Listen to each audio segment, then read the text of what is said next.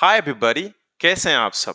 मैं उम्मीद करता हूं आप सब बहुत ही अच्छे होंगे। तो गाइस, इस वीडियो में कई सारे स्ट्रक्चर्स और तो और डेली यूज सेंटेंसेस लिए गए हैं ताकि आप इंग्लिश को इंप्रूव कर सके। ओके, तो देख सकते हैं पहला टॉपिक है फॉर रिफ्यूजिंग टू, मना करने पर। ओके, डिस्पाइट माई रिफ्यूजल, मेरा मना करने के बावजूद। यहाँ पे चेंज भी कर सकते हैं, मैं आपको बताऊंगा। ओके, व्हाट्स देयर, क्या है, क्या था। All you care about is, परवाह या फिर पड़ी है। द थिंग इज दैट, बात यह है कि वन हार्ट्स कंटेंट, जी भरकर, विद अ व्यू टू, के विचार से, नथिंग टू डू विद, कोई लेना देना नहीं, गेट अलोंग विद, अच्छी साथ होना, नो लॉन्गर, अब और नहीं। ओके, इसके अलावा और भी स्ट्रक्चर्स मिलेंगे, तो वीडियो को अंत तक जरूर देखेगा और हमारे साथ बने रहिए, मैं आपको प्रैक्टिस जरूर कराऊंगा। तो चलिए वीडियो को शुरू करते हैं। So guys, the first topic would be for refusing to. For refusing to plus verb की first form, मतलब कोई काम को करने से मना करने पर उस जगह पे आप इसे यूज करेंगे। For refusing to plus verb की first form, उसके बाद जो भी ऑब्जेक्ट होगा उसे आप रखेंगे। ओके, जैसे उसने अपनी टीम की मदद करने से मना करने पर सख्त आलोचना का सामना किया। लोग उसे यह समझाने की कोशिश कर रहे थे कि इस समय सहयोग जरूरी था। He faced harsh criticism for refusing to help his team. People were trying to explain to him that cooperation was essential at the time. शिक्षक ने उसे समय पर काम जमा ना करने पर सख्त सजा दी, क्योंकि उसने कई बार कहा था कि वह अपना काम समय पर करेगा। The teacher gave him a strict punishment for refusing to submit his work on time, as he had promised several times that he would do his work on time. तो गाइस, ये आपका B2 लेवल इंग्लिश है। Okay, जो भी मैं sentences बता रहा हूँ B2 लेवल में आता है। आप चाहें तो इसी को एडवांस में यूज करके C1 C2 भी बना सकते हैं।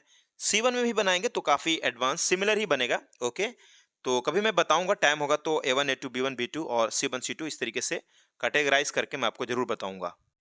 Next one is despite my, your, his, our refusal. Despite my refusal, मेरा मना करने के बावजूद, उसका मना करने के बावजूद, डिस्पाइट हिज रिफ्यूजल। ओके, जैसे मेरा मना करने के बावजूद वे मुझे और मेरे दोस्तों को पार्टी में बुलाने आए, क्योंकि वे चाहते थे कि हम सब एक साथ समय बिताएं। Despite my refusal, they invited me and my friends to the party because they wanted us to spend time together. तुम्हारे मना करने के बावजूद वे लोग तुम्हारे लिए तोहफा लेकर आए थे, क्योंकि उन्हें लगता था कि यह तुम्हारे लिए खास होगा। Despite your refusal, they bought a gift for you because they thought it would be something special for you. अगला टॉपिक है व्हाट्स देयर। व्हाट्स देयर का मतलब क्या है या फिर क्या था।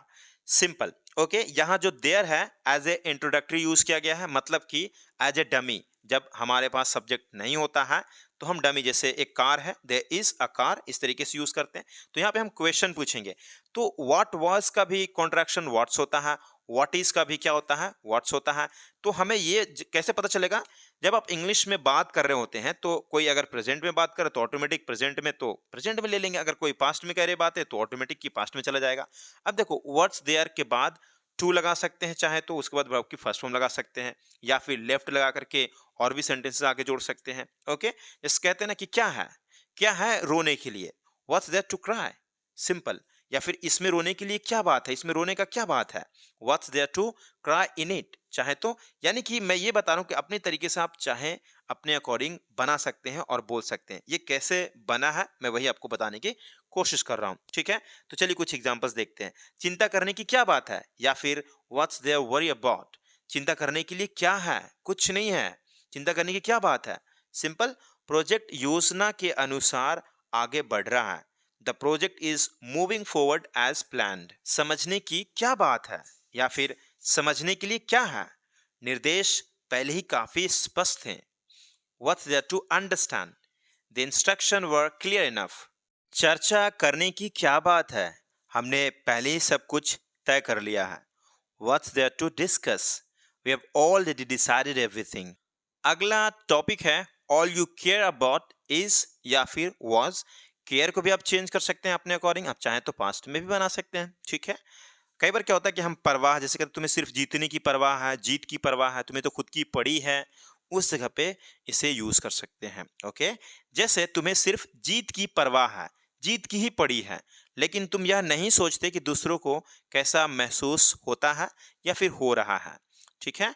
All you care about is winning but you don't consider how others feel. तुम्हें बस सही होने की परवाह है, सही होने की पड़ी है, लेकिन तुम कभी दूसरों की राय नहीं सुनते। All you care about is being right but you never listen to others opinion.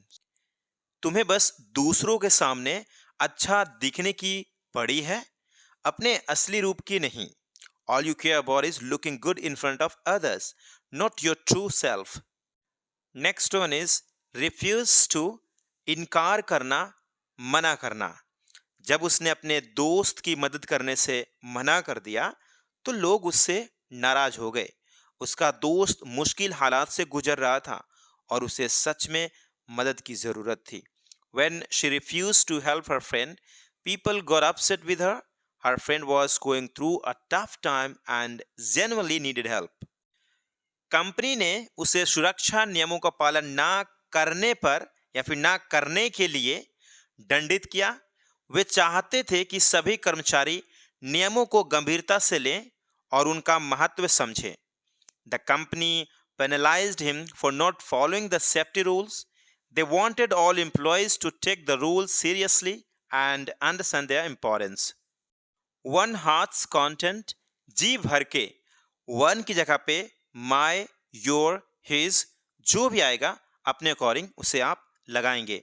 Okay, जैसे उसने स्वादिष्ट खाना जी भर के खाया और पूरी तरह से संतुष्ट हो गया।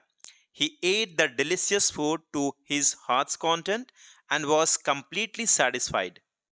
उसने रोड ट्रिप के दौरान अपनी पसंदीदा गाने जी भर करके गाए। She sang her favorite songs to her heart's content during the road trip. Next one is the thing is that. The thing is that का मतलब होता है बात यह है कि, उसके बाद सेंटेंस आप कंटिन्यू करते हैं, जैसे बात यह है कि मैं सच में मदद करना चाहता हूं लेकिन मुझे नहीं पता कि इसे कैसे करना है। The thing is that I really want to help but I am not sure how to do it. बात यह है कि हमारे पास समय कम है, इसलिए हमें जल्दी फैसला करना होगा। The thing is that we are running out of time so we need to make a decision quickly. I hope कि आपको पता होगा या फिर की ज़रूरत है या फिर ना है। मैं पहले वीडियो में बता चुका हूँ कि क्या इनमें डिफरेंस होता है, तो आपको मेरा वीडियो अगर रेगुलर देखते होंगे तो आपको सब पता होगा। तो गाइस चलिए आगे देखते हैं। अगला सेंटेंस है, बात यह है कि मैंने पहले ही योजनाएं बना ली है, इसलिए अब उन्हें बदलना असंभव है। The thing is that I have already made plans so I can not change them now. अगला टॉपिक है नो लॉन्गर। नो लॉन्गर का मतलब होता है अब और नहीं, मतलब पहले था लेकिन अब नहीं, खत्म। ओके, जैसे वह अब कंपनी में काम नहीं करती है, मतलब पहले करती थी अब नहीं करती है। She no longer works at the company. उसने पिछले महीने एक नई नौकरी ज्वाइन की थी। She moved to a new job last month. Okay, she move to a new job last month. मुझे अब उस किताब की जरूरत नहीं। I no longer need that book. मैंने बहुत पहले उसे पढ़ लिया था। I finish reading it a long time ago. वह अब इस शहर में नहीं रहता, वह काम के लिए दूसरे देश चला गया है। He no longer lives in this city, he move to another country for work. हम अब वह सेवा नहीं प्रदान करते क्योंकि उसे पिछले साल बंद कर दिया गया था। We no longer offer that service as it was discontinued last year. Next one is spend more than half life. Spend ये सेकेंड फॉर्म है स्पेंड का। ओके, थर्ड फॉर्म भी स्पेंड होता है। जैसे अपनी आधी से ज्यादा जिंदगी दुनिया घूमते हुए बिताने के बाद उसने आखिरकार एक जगह पर रहने का फैसला किया। After spending more than half of his life travelling the world, he finally decided to stay in one place. मैंने अपनी आधी से ज्यादा जिंदगी सीखने में बिताई है और अब मैं अपनी जानकारी को असली दुनिया की स्थिति में लागू करना चाहता हूँ। I have spent more than half of my life learning and now I want to apply my knowledge in real world situations. Get along with, get along with का मतलब होता है अच्छे साथ होना, मतलब कि एक बनाव होना, बनता। जैसे कहते हैं ना कि मेरे बॉस के साथ नहीं बनती है, मेरे बॉस के साथ बनती है, तो उस जगह पे गेट अलोंग विथ को यूज करेंगे। जैसे वह अपने रूममेट के साथ अच्छे से नहीं रहता है, मतलब नहीं बनता है, क्योंकि वे हमेशा बहस करते रहते हैं। He doesn't get along with his roommate because they argue all the time. भले ही उनके विचार अलग हैं, वे एक दूसरे के साथ अच्छे से रहते हैं। Even though they have different opinions, they get along with each other very well. Next one is 100 times plus comparative degree, 100 गुना। जैसे यह नया फोन पुराने मॉडल से 100 गुना तेज है। This new phone is 100 times faster than the old model. उसकी कोशिशें पहले से 100 गुना ज्यादा प्रभावी है। Her efforts are 100 times more effective than before. यह फिल्म मेरी उम्मीद से 100 गुना ज्यादा दिलचस्प थी। The movie was 100 times more interesting than I expected. Next one is atone for. Atone for का मतलब होता है प्रायश्चित करना। ओके जैसे उसने अपने गलत कामों का प्रायश्चित करने के लिए अनाथालय को एक बड़ी दान दी। He gave a large donation to the orphanage to atone for his wrong doings. Next one is with a view to. With a view to का मतलब होता है के विचार से, के उद्देश्य से। Okay with a view to. इसके बाद अगर कोई वर्ब होगा उसमें आप आईएनजी फॉर्म में लिखेंगे। जैसे उन्होंने अगले साल छुट्टियों पर जाने के विचार से पैसे जमा करना शुरू किया। दे स्टार्टेड सेविंग अप, या फिर कह सकते हैं saving money. Okay they started saving money with a view to going on a vacation next year. मैंने इस किताब को इतिहास के बारे में अधिक जानने के विचार से खरीदी। I bought this book with a view to learning more about history. Last one is going to be nothing to do with. Nothing to do with का मतलब होता है कोई लेना देना नहीं है। ओके जैसे मुझे तुमसे कोई लेना देना नहीं था। I had nothing to do with you. मुझे तुमसे कोई लेना देना नहीं है। I have nothing to do with you. Okay इस तरीके से बनाएंगे। जैसे अगला सेंटेंस देखते हैं। उसका फैसला मेरे कहने से कोई लेना देना नहीं है। Her decision has nothing to do with what I said. यह शिकायत प्रोडक्ट से कोई लेना देना नहीं है। This complaint has nothing to do with the product. Thank you guys, मिलते हैं अगली वीडियो में। तब तक के लिए अपना ख्याल रखिए। Have a good day. Okay और एक ई बुक बहुत ही जल्द, मतलब कि 1 तारीख तक लॉन्च होने वाली है, जिसके अंदर में केवल एग्जाम्पल्स ही एग्जाम्पल्स होंगे। सभी टॉपिक के बहुत सारे एग्जाम्पल्स होंगे। ओके आप चाहते हैं तो मुझे कांटेक्ट कर सकते हैं, क्योंकि ऑलरेडी मैं नंबर दे चुका हूँ। आप मुझे व्हाट्सअप भी कर सकते हैं। जैसे ही होगा मैं आपको बताऊंगा, बट उम्मीद है कि 1 तारीख तक हो जाएंगी।